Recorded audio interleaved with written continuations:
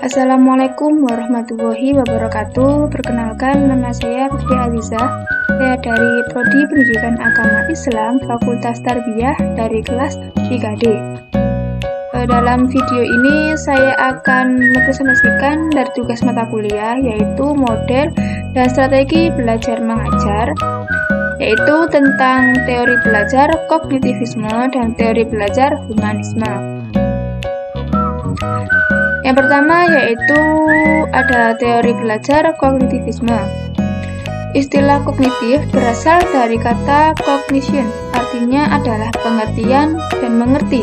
Pengertian yang luasnya cognition atau kognisi adalah perolehan, penataan, penggunaan pengetahuan. Dalam perkembangan selanjutnya, kemudian istilah kognitif ini menjadi populer sebagai suatu wilayah psikologi manusia atau satu konsep umum yang mencakup semua bentuk pengenalan yang meliputi setiap perilaku mental yang berhubungan dengan masalah pemahaman, memperhatikan, memberikan, menyangka, mempertimbangkan, pengolahan informasi, pemecahan masalah, pertimbangan, membayangkan, memperkirakan, dan berpikir, dan keyakinan. Adapun teori belajar ini menurut para ahli, yang pertama yaitu dari Jean Piaget atau disebut dengan kognitif developmental. Dalam teorinya ini, Piaget memandang bahwa proses berpikir sebagai aktivitas gradual dan fungsi intelektual dari konkret menuju abstrak. Dalam teorinya ini, Piaget memandang bahwa proses berpikir sebagai aktivitas gradual dari fungsi intelektual dari konkret menuju ke abstrak. Yang kedua ada dari Jerome Bruner dengan discovery learning-nya. Ia menekankan bahwa proses belajar akan berjalan dengan baik dan kreatif jika seorang guru memberikan kesempatan kepada peserta didik untuk menemukan suatu konsep teori atau aturan dan memahami melalui contoh-contoh yang ia jumpai dalam kehidupan sehari-hari. Bruner ini meyakini bahwa pembelajaran tersebut bisa muncul dalam 3 cara atau bentuk. Yang pertama yaitu enaktif, ikonik, dan simbolik.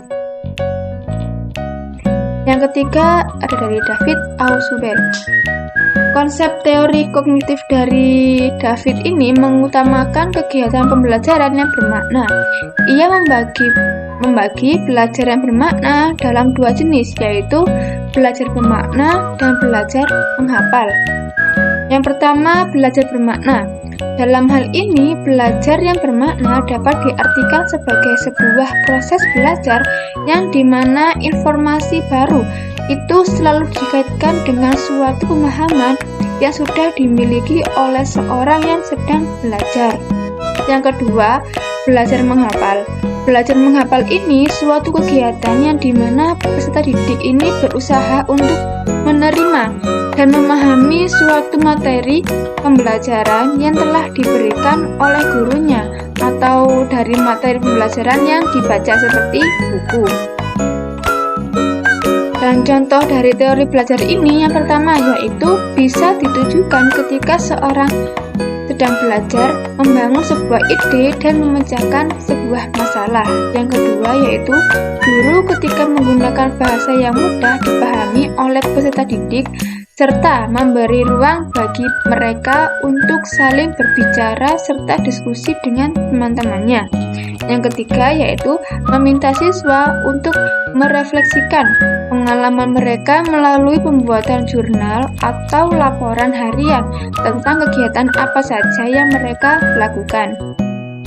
Dan yang terakhir yaitu membantu siswa menemukan solusi baru untuk suatu masalah dan untuk mengembangkan cara berpikir secara kritis.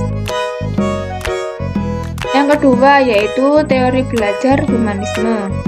Teori belajar humanisme ini adalah suatu teori pembelajaran yang dilandaskan pada psikologi manusia.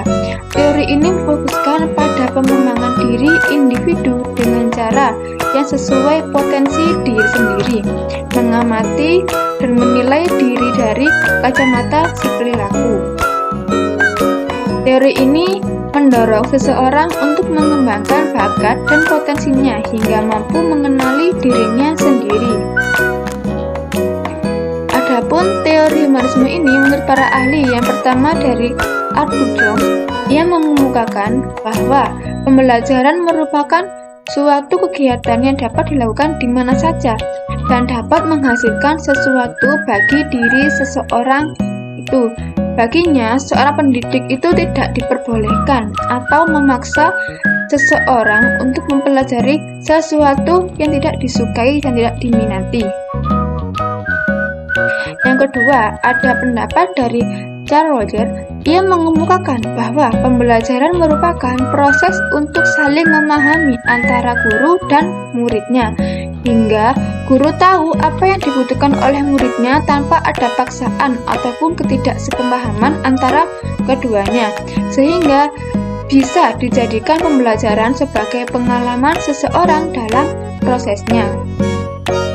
Yang ketiga yaitu dari Abraham Maslow. Ia mengemukakan bahwa hal yang terpenting dalam pembelajaran adalah proses untuk mengenal diri sendiri dengan baik, sebagaimana kita menjadi diri sendiri di dalam prosesnya dan menemukan potensi diri yang bisa kita kembangkan. Dan contoh teori belajar humanisme ini yang pertama yaitu membantu siswa untuk menetapkan tujuan pembelajaran di awal tahun, kemudian menyusun rencana bagi siswa agar mencapai tujuan mereka. Yang kedua, menciptakan lingkungan belajar yang aman, hingga siswa dengan memberikan makanan ringan dan menciptakan hubungan yang baik dengan mereka sehingga kepercayaan bisa terbangun. Yang ketiga yaitu menciptakan kesempatan belajar yang menarik. Contohnya, minta siswa untuk membentuk sistem pemerintahan di dalam kelas agar mereka bisa lebih memahami peran dan fungsi lembaga pemerintahan tersebut. Yang terakhir yaitu memanfaatkan jurnal untuk membantu siswa fokus pada evaluasi diri dan perasaan mereka sebagai bagian dari pembelajaran. Baiklah, cukup sekian dari saya. Apabila ada kata yang kurang dipahami, saya mohon maaf yang sebesar-besarnya. Wassalamualaikum warahmatullahi wabarakatuh.